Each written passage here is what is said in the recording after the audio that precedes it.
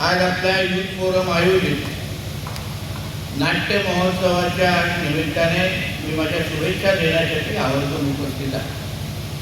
मला माहिती आहे आपण सगळेजण पुढच्या एकांकिका भरण्याच्या दृष्टिकोनातून फार उत्सुक आहेत आणि पालक म्हणून असंख्य लहान मुलंही त्या एकांकिकामध्ये आहेत आमच्या भुजबळ साहेबांसारखी. आणि म्हणून जास्त वेळ न घेता मी माझ्या शुभेच्छा देण्यासाठी आवर्जून इथे उपस्थित आहे.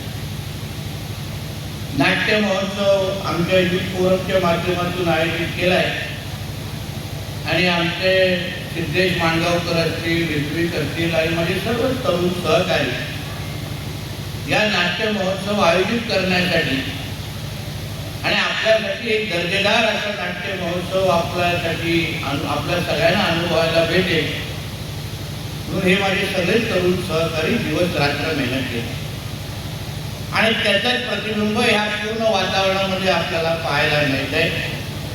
मला वाटतं पुणे असो, मुंबईमध्ये जसं नाट्य महोत्सव होतात त्याच दर्जाचं नाट्य महोत्सव आमच्या देवगडमध्येही होतं हे सांगायला मला सारखा अभिमान वाटतो. आणि याचं सगळं श्रेय आमच्या युथ फोरमच्या माझ्या सर्व तरुण सहकार्यांना जातं.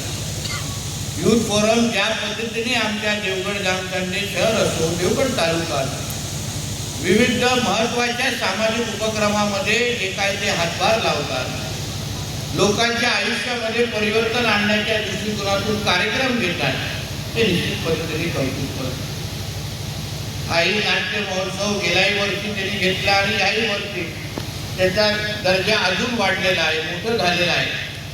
आणि म्हणून अशा पद्धतीचा नाट्य महोत्सव घेणं आणि ते यशस्वी पद्धतीने पार पाडणं हे खरं म्हणलं तरी सोपं नाही. आमचा प्रयत्न होता की आज आपण देवगडमध्ये नाट्य महोत्सव घेत असताना आपल्या देवगडकडे जे काही सांस्कृतिक वारसा आहे, आपल्याला एक सांस्कृतिक भूक आहे, चांगली नाटकं पाहावी असे आमच्या सगळ्या देवगडकरांची नेहमी इच्छा असते. म्हणून आपल्याला एक स्वतःचं हक्काचं नाट्य महोत्सव असा नाट्यगृह असावं असं आपल्या सगळ्यांची इच्छा आहे.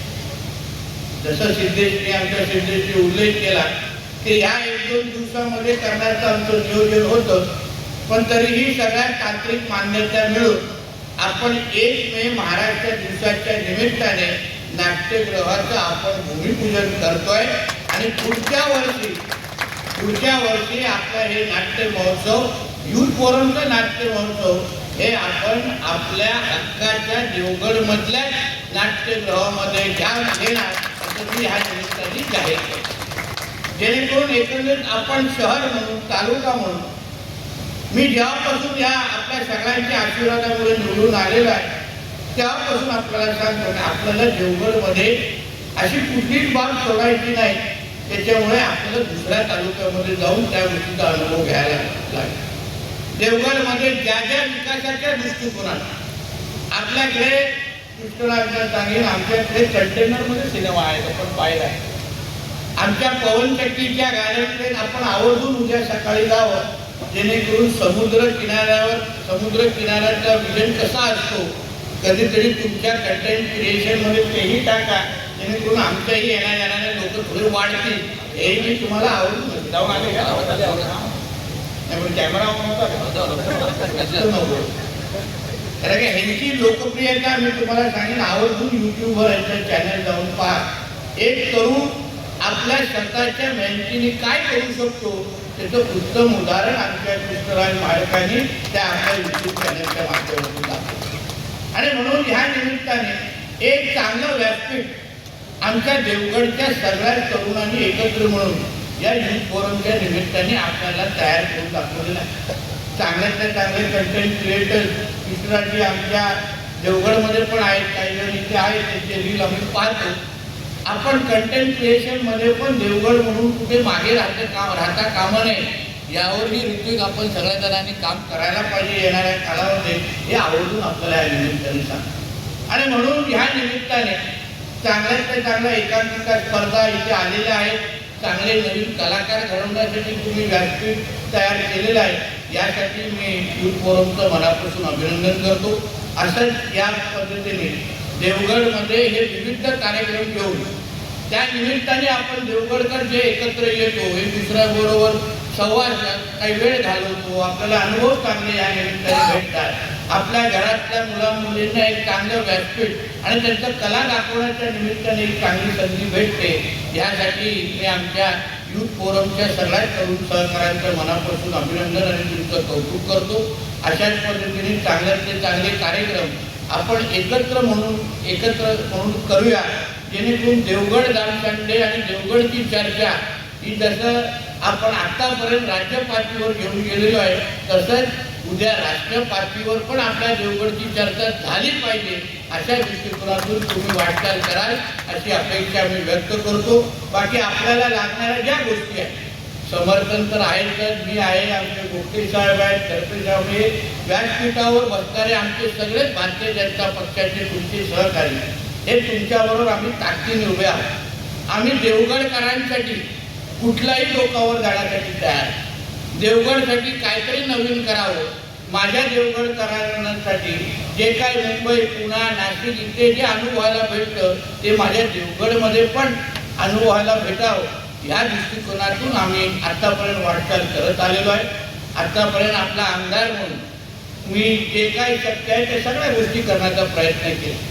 आता तर आपला आमदार या जिल्ह्याचा पालकमंत्री आहे आणि राज्याचा कॅबिनेट मंत्री आहे, आणि म्हणून या पुढच्या 4 वर्षामध्ये मी आपल्याला विश्वास देतो, अशा कुठल्याच गोष्टी मी सोडणार नाही. ज्या ज्या गोष्टी देशामध्ये, राज्यामध्ये ज्या ज्या गोष्टी चांगल्या होत आहेत, ज्या ज्या गोष्टी आपल्यापर्यंत मी आणू शकेन, चांगल्यातले चांगले कलाकार असो, चांगल्यातले चांगले अशा पद्धतीचे उपक्रम असो, त्या सगळ्या गोष्टी आपल्यापर्यंत आणण्याची जबाबदारी माझ्या सगळ्याच तरुण सहकार्याची असेल. हा विश्वास तुम्हाला मी आजच्या निमित्ताने देणार आहे. नाट्य महोत्सवाच्या निमित्ताने ज्यांचे सत्कार झाले, जे कलाकार इथे आज या एकांकिका स्पर्धेच्या निमित्ताने एकत्र आलेले आहेत, त्यांच्या भविष्यासाठी मी मनापासून शुभेच्छा देतो. आमच्या कृष्णराज माडकांचं मनापासून आमच्या देवगडमध्ये आणि सिंधुदुर्गामध्ये मनापासून स्वागत करतो. एक तरुण सहकारी म्हणून त्यांनी हा प्रवास महाराष्ट्र पिंजून काढण्यापासून सुरुवात केलेली आहे. काही दुसऱ्या पक्षाचे तरुण नेते आपलं घर सोडत नाही, पण आमचे तरुण सहकारी पहिल्या दिवसापासून महाराष्ट्र पिंजून घ्यायला सुरू केले. याच्याबद्दल मी खरंच मनापासून कौतुक करतो. शेवटी आपण जोपर्यंत महाराष्ट्राची माती आपल्याला कळत नाही, तोपर्यंत आपण महाराष्ट्राला एकत्र करू शकणार नाही, कारण तरुणांना जागरूक करू शकत नाही, आणि तेच तुम्ही पहिल्या दिवसापासून करताय. आम्हाला सगळ्यांना तुमच्यावर सार्थ अभिमान आहे. अशाच पद्धतीने तुम्ही महाराष्ट्रातल्या तरुणांना भारतीय जनता पक्षाच्या नेतृत्वाखाली तुम्ही एकत्र करावं, दिशा द्यावी, असं मी तुमचा सहकारी म्हणून अपेक्षा व्यक्त करतो.